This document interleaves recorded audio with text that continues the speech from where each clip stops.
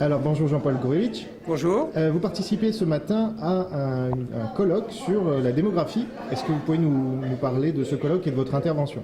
Alors, c'est un colloque qui cherchait à savoir si les guerres d'aujourd'hui et de demain étaient marquées ou non par la démographie.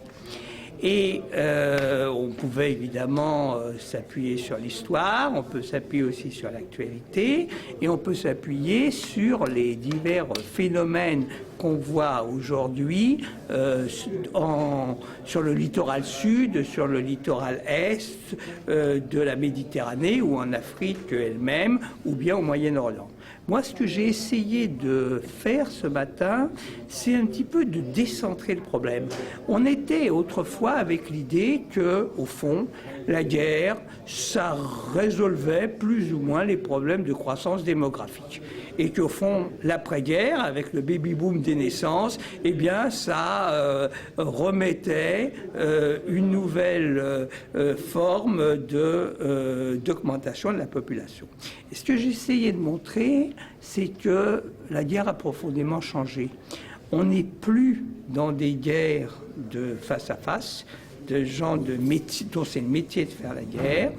On est dans des guerres de délégation, c'est-à-dire qu'on délègue à des agences, que ça s'appelle l'OTAN, que ça soit Frontex, que ça soit l'ONUCI, que ça soit même Al-Qaïda, on leur délègue le droit de faire la guerre pour une cause.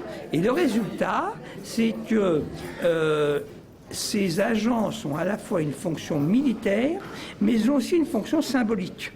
Et cette fonction symbolique fait que ça va renouveler en quelque sorte le souci de guerre, parce que on va dire ça n'est pas tel pays, c'est l'OTAN qui agit contre, ça n'est pas telle personne, c'est Al-Qaïda qui agit contre. Et la deuxième chose que j'ai voulu montrer, c'est l'échec de tout ce qui est de l'ordre de la médiation.